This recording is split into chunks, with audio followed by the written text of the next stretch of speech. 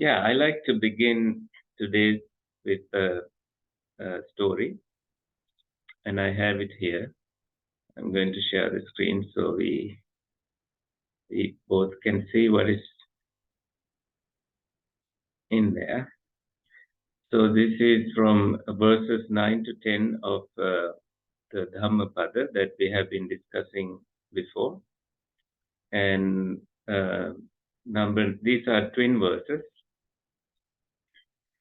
And the number 9 goes with number 10. Number 9 says, one who wears the stainless robes, who's yet not free from stain, without restraint and truthfulness, for the stainless robes unfit. So he's not fit for the robe if he's wearing robes while he has stains in his mind, that his motives are different. But one who is self-cleansed of stain, in moral conduct, firmly set, having restraint and truthfulness, is fit for the stainless robe. So the robe here is stainless and he is fit for it because he has a heart that is pure. They have tried to translate it in a poetic way, and I see that the Pali goes as Anikasavo kasavang yovathang paridahesati apeto dhamma sachena so naso kasava marhati yochavanta kasavat silesu susamahito upeto dhamma sachena save kasava marhati. Okay, and we will see, we can see here that there's this monk who is sort of screaming and others looking at him as if this monk is insane.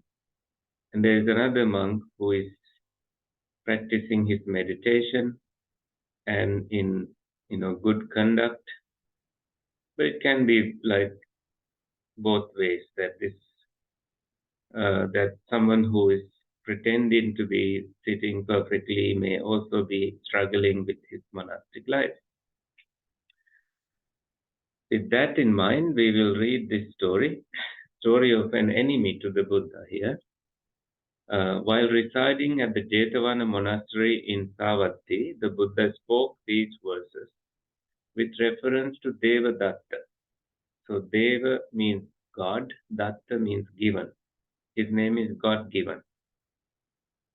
He was the cousin of the Buddha. For on a certain occasion, the two chief disciples, each with a retinue of 500 monks, took leave of the Buddha and went from Jetavana to Rajagaha. So these two chief disciples are named Sariputta and Moggallana. And when they left for traveling, the residents of Rajagaha, the city Rajagaha, united in twos and threes and in larger groups, gave alms in accordance with the custom of giving alms to visitors. So people received these monks. Now, one day, Venerable Sariputta, one of the chief disciples, said, in giving thanks to these people, dear ones, one man himself gives alms but does not urge another to give. That man, as a result, receives in future birth the blessing of wealth, but not the blessing of retinue. So it is a kind of a person who gives only by himself without bringing his friends together to give. So this is in the context of giving food to monks when they are visiting, and also having other people join them like they do in these Asian cultures. So another man urges his neighbors to give, but does not himself give. That man receives in future births the blessing of people, but not the blessing of wealth. It's as if, if you do it with other people, and you don't have that intention, you make others do it. So you have, as a result, the skillfulness to gather people, but you don't have the skillfulness to earn wealth and give yourself. So these are like karma and vipaka. Karma is the action that you do, vipaka is the result of that doing.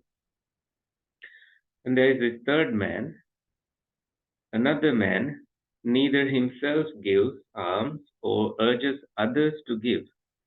In future births, that man receives not so much as a belly full of sour rice gruel, but is forlorn and destitute.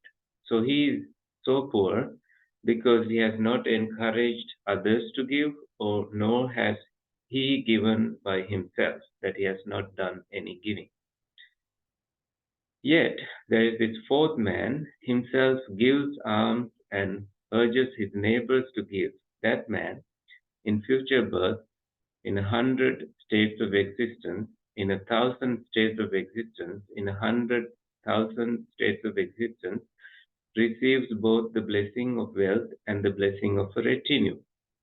Thus, Venerable Sariputta preached the teaching. So he is kind of encouraging people to give, you know, practice giving, at the same time give the opportunity for others to give, and also invite others to join you as you are giving. This is, to be seen in the Asian context, that sometimes monks travel and they don't receive food. And these teachings show that it kind of encourage people to give, and people who are faithful feel really happy that they had the opportunity to give. And the literature goes that because of this kind of giving, at the end of their life, they were born in happier realms because of that giving that they gave to monks who are pure in their conduct. So this is how the culture holds it. And at this, then there's the story continued. One person invited the Venerable to take a meal with him, saying, "Venerable, accept my hospitality for tomorrow." For the almsgiving, someone handed over a piece of cloth worth 100,000 to the organizers of the almsgiving ceremony. So someone invited, and there were organizers, and Venerable accepted the invitation, and as a gift, there was this expensive cloth that needed to be offered to someone, to a monk. He instructed them to dispose of it and use the proceeds for the ceremony should there be any shortage of funds, or if there were no such shortage, to offer it to any one of the monks they thought fit. So this man who donated it said, sell this, this is very valuable, or if you don't have any need of it, give it to a monk. So it so happened that there was no shortage of anything, and the cloth was to be offered to one of the monks. Since the two chief disciples visited the city Rajagaha only occasionally, the cloth was offered to Devadatta, another monk, who was a permanent resident of Rajagaha. So Sariputta and Moggallana, the two chief disciples, are not regulars of the city. But Devadatta is a regular and everybody knows him. So the robe was offered to him. And then it came about this way. Someone said, "Let us give it to Venerable Sariputta." And others said, "The Venerable Sariputta has a way of coming and going. But Devadatta is our constant companion, both on festival days and on ordinary days, and is ever ready like a water pot." It's also an Asian thing that they leave a water pot filled for people who are visitors to drink from it. Now they have, taps in the city, like fountains. Let us give it to him. After a long discussion, it was decided by a majority of 4 to give the robe to the monk Devadatta. So they gave the robe to Devadatta. Devadatta cut it in two, fashioned it, dyed it, put one part on as an undergarment and the other as an upper garment, and wore it as he walked about. When they saw him wearing his new robe, they said, "This robe does not befit Devadatta." So people always say something. But does befit Venerable Sariputta? It's an expensive robe and Sariputta should receive it. But what is given is already given. There is no need to think further about it. So here, anyway, people are commenting on who's fitting this robe. Devadatta is going about wearing under and upper garments which do not befit him. And at that point, the Buddha said, "Monks, this is not the first time Devadatta has worn robes unbecoming to him. In a previous state of existence also, he wore robes which did not fit him. That means he was not suitable for it." So saying, he related, the Buddha gave another story. So now the story here is that the piece of cloth was unanimously, not so unanimously, was given to Devadatta and he made a robe out of it. But because of Devadatta's not so great conduct, people thought he's not worthy of receiving this robe. It should have been given to the visiting monk, either Sariputta or Moggallana, because their conduct is so fitting and pleasing to these people. But when the discussion about Devadatta wearing this robe and it became a talk of the town, it went to the Buddha, and the Buddha brought a story from the past life of Devadatta. This is part of the way of the Buddha's teaching that he brings a story from a previous life. So the Buddha says, once upon a time, when Brahmadatta, so Brahmadatta means given by Brahma, Devadatta means given by God. Brahma is another, is the creator God. When he ruled at Benares, there dwelt at Benares a certain elephant hunter who made a living by killing elephants. Now he is a poacher. Now in a certain forest, several thousand elephants found pasture. One day, when they went to the forest, they saw some private Buddhas. This is a Pacheka Buddha. Private Buddha is someone who is in seclusion. He does not go into crowds to teach, but he is awakened. From that day, both going and coming, they fell down on their knees before the Buddha, before proceeding on their way. These elephants started showing respect to this Buddha. One day, the elephant hunter saw their action. He thought, I too should go and disguise myself in a yellow robe. He is the hunter. So he went to a pool used by a certain Buddha, that private Buddha, and while the latter was bathing and his robes lay on the bank, stole his robe.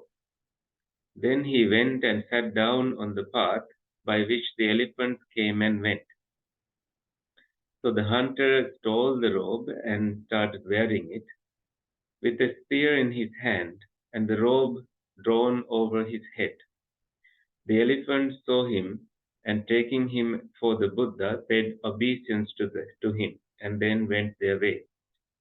The last elephant was killed by this man using the spear and taking the tusks and other parts which were of value and burying the rest of the dead animal in the ground.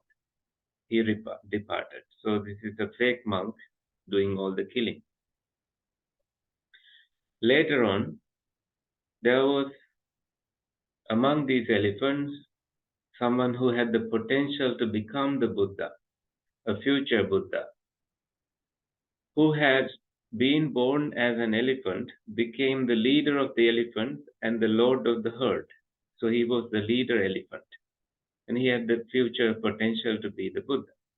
At that time, also the elephant hunter was pursuing the same tactics as before. This elephant observed the decline of his retinue and asked, "Where do these elephants go that this herd has become so small?" "That we do not know, master," other elephants replied. "Wherever they go, they must not go without my permission." Then the suspicion entered his mind. The fellow who sits in a certain place with a yellow robe drawn over his head must be causing the trouble. He will bear watching. So he started being alert about this man. So the leader of the herd sent the other elephants on ahead and walking very slowly, brought up and rear himself. So he was walking at the rear end. When the rest of the elephants had paid obeisance and passed on, the elephant hunter saw the Buddha approach, whereupon he gathered his robe together and threw his spear. But the elephant fixed its attention as he approached and he stepped backward to avoid the spear. "This is the man who killed my elephants," the elephant thought, and forthwith sprang forward to seize him. But the elephant hunter jumped behind a tree and crouched down. And the Buddha elephant thought, "I will encircle both the hunter and the tree with my trunk, seize the hunter, and dash him to the ground." Just at that moment, the hunter removed the yellow robe and allowed the elephant to see it. When the great being saw it, he thought to himself, "If I offend against this man, the reverence which thousands of Buddhas, private Buddhas, and Arahants feel toward me will of necessity be lost." That means he did not want any impurity in his being. Therefore, he kept his patience. Then he asked the hunter, "Was it you that killed all these friends of mine?" "Yes, master," hunter replied. "Why did you do so wicked a deed, wicked man? You have put on robes which become those who are free from passions, but which are becoming to you. In doing such a deed as this, you have committed a grievous sin." So saying, he rebuked him again for the last time. "You have done something that is not worthy of your robe." So the Buddha ended this lesson, and it is in the birth stories, Jataka stories. And the Buddha said, "At that time, the elephant hunter was Devadatta, and the noble elephant who rebuked him was I myself. Monks, this is not the first time Devadatta has worn a robe which was not fit for him." So the way of these teachings with a story is to show to other monks that, if they are feeling like they do wear, wear a robe and also do things that are unfit to the robe, they then are like the hunter who is disguised and who does killing and using the robe to cover his actions. And this is discouraged by the Buddha.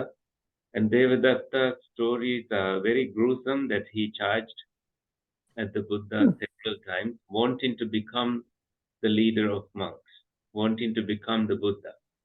And then ultimately, because of his actions, he died. And he said to be born in a bad place, according to the Buddhist stories. But because of his also good karma, that he will be born in the future as a secondary Buddha, like a private Buddha, and will end his cycle of birth and death there. So these are taught to us from Sunday school, and through various teachings, and they live in the Buddhist cultures, as pieces that advise people to live a moral and just life. Yeah, now this is very interesting to me because this is not something that's in my world. Yeah. I'm not involved with religion, Mm-hmm. and they would be, say, having grown up as a child in the Catholic Church, they would be parables. But Yeah. this is, and I'm sure that Judaism, and Buddhism, I mean, when the whole group was there 2 weeks ago when I was with you, it's Yeah. like I had nothing to participate because I Mm-hmm. really am just learning. Yeah. This is not how my mind works, in a way more simplistic way with these teachings. Yeah. And so I just is very interesting to me, and it's very different from what I hope this is okay to say, but it's the Yeah. truth. Totally. It's Totally. very unfamiliar Mm-hmm. the way it's presented. Let's just say Yeah. that I had to kind of really follow along. Yeah. Because particularly the part about if you are willing to be generous and give alms, then a lot of circles, and probably in my mind in some ways, that's what I should be doing, Mm-hmm. and leading by example. Mm-hmm.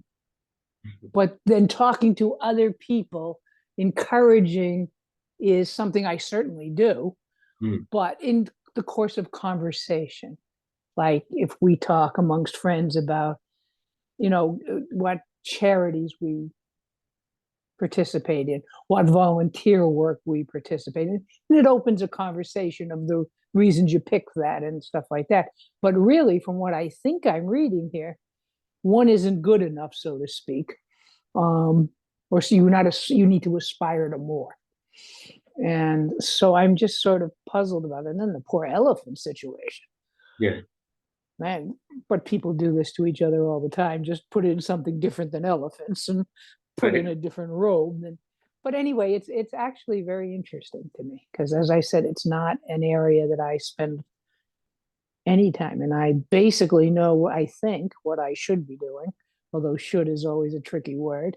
And if I am not doing it, I still know I'm supposed to be doing it in retrospect. I am glad that you are seeing how interesting these stories are and that you have captured the essence of it. I gather that the part about giving and also the part about elephant hunter story and how that lives among our own known contacts, that they are not what we think they are, and they do really bad things, and we only find out later that when it's too late, usually. when it's too late. Yeah. No, I have a lot of worldly experience through my work in terms of how people get involved in things that, well, a couple of things. One is you often want to say, how did we get here? Yeah. And what were you thinking? And really, the right answer is, I wasn't thinking, or I was angry, and so I couldn't think.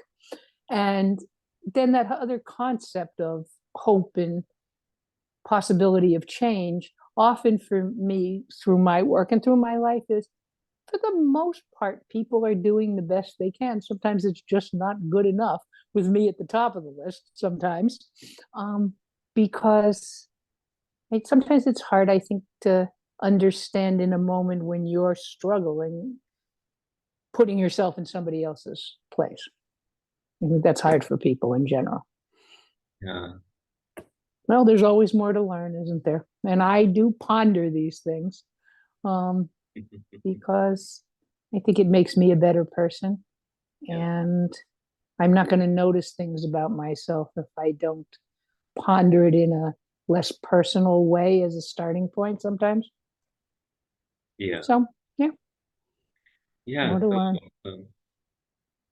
what is interesting to me is how you captured the volunteering part. Also, E is a form of giving, and that you encourage other people to participate, and that it's just giving your time, giving your energy, giving, like in hospitals here, I see there's a department of volunteers that they have a vest that they wear, and they go and help others who are, who work as part of the care team to provide any care that they can give to patients. And on Sundays, they visit hospitals and they visit patients. And on my side, they then work together to, if they see a list of Catholic patients, they would go to them, provide sacrament, and give all the prayers and blessings from that tradition. And then if there is another tradition, they would come on that day. So these volunteers are really amazing that way.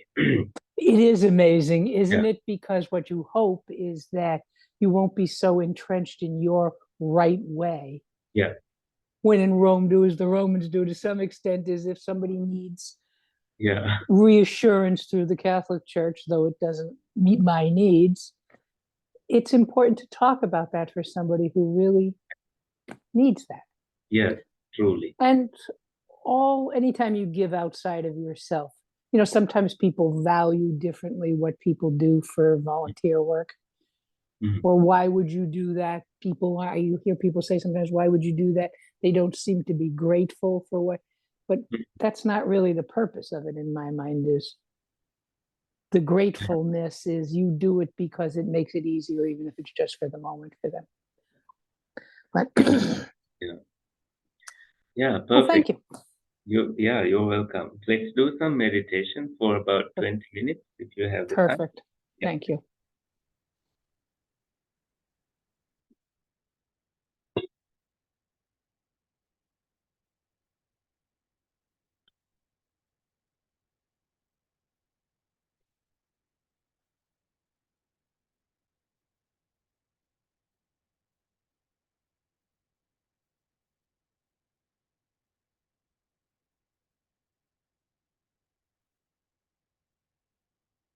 You may close your eyes and prepare your body. Be fitting a meditation sitting, and you do some deep inhaling, deep exhaling, noticing your body's present condition.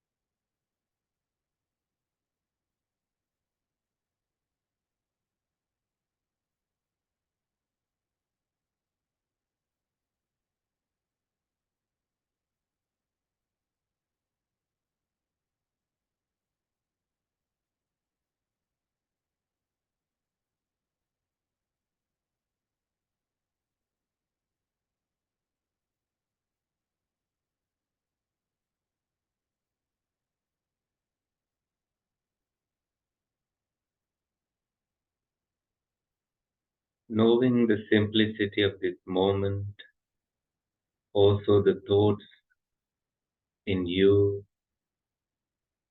as they come and go, you enjoy a pleasant abiding here and now.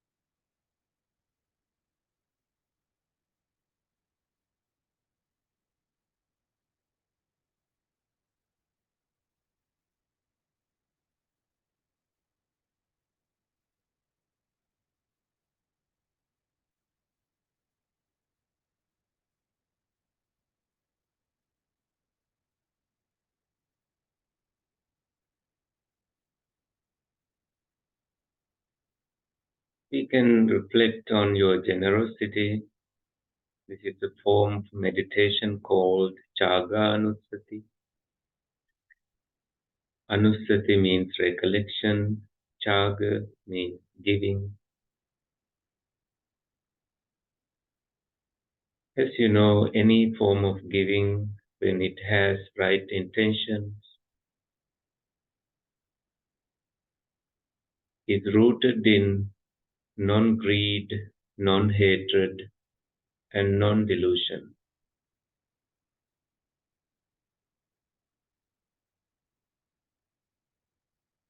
Giving without any conditions is very, very hard for many people.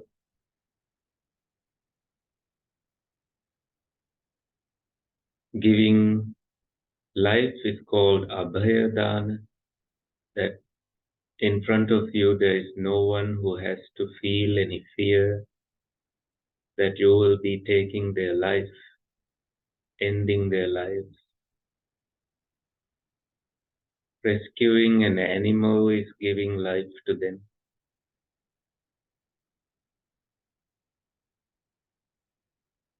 Speaking pleasant and sweet words is a form of giving.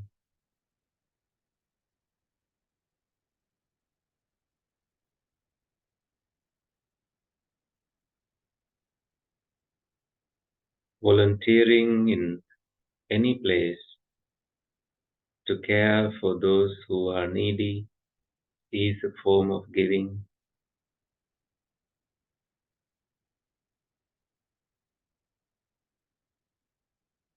Participating in a non-profit program is a form of giving.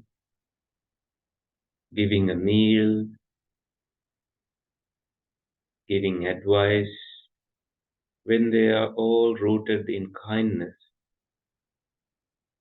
it heals you the moment you begin to do it the righteous way.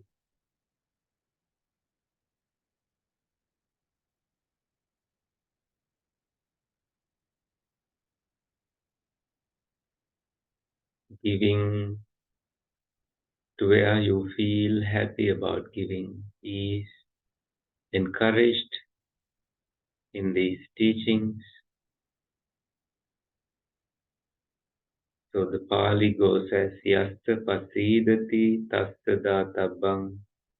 To whoever you have faith, you should give to them.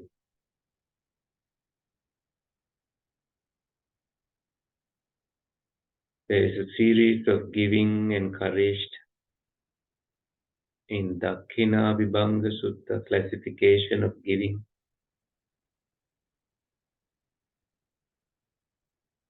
Giving to an animal, giving to a human being, giving to someone who is on the way to enlightenment, as in the first stage, second stage, third, fourth, and then giving to an enlightened one, giving to the Buddha who is awakened. So the hierarchy of giving is shown in that classification. And the Buddha giving to monks is greater, has greater benefit because the Buddha knows the benefit of giving better than anyone else.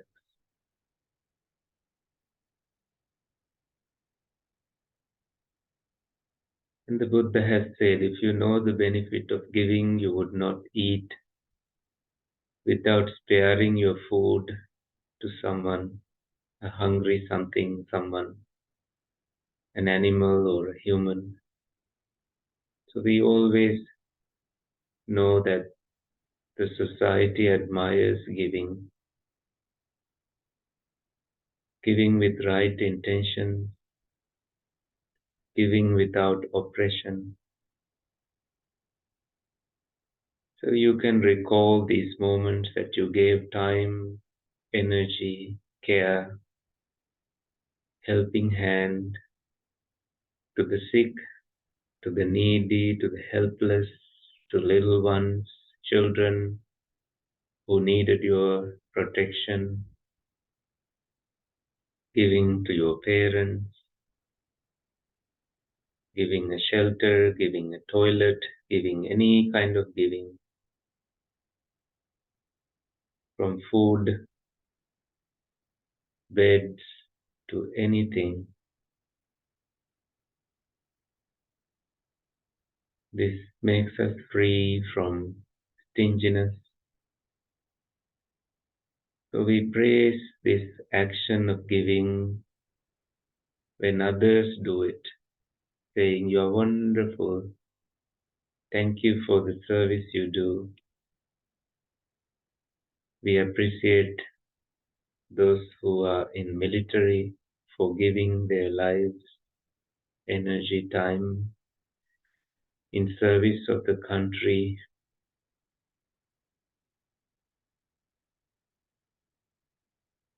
So with giving comes gratitude, thankfulness,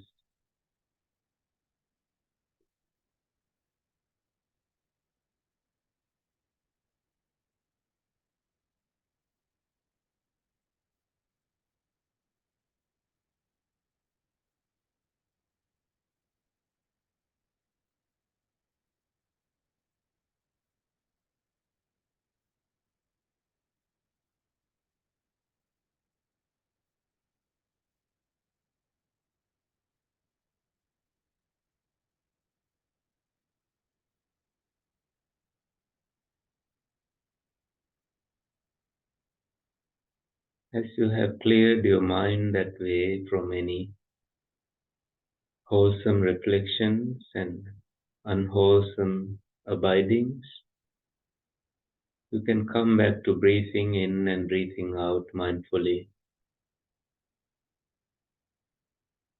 allowing your mind to concentrate easily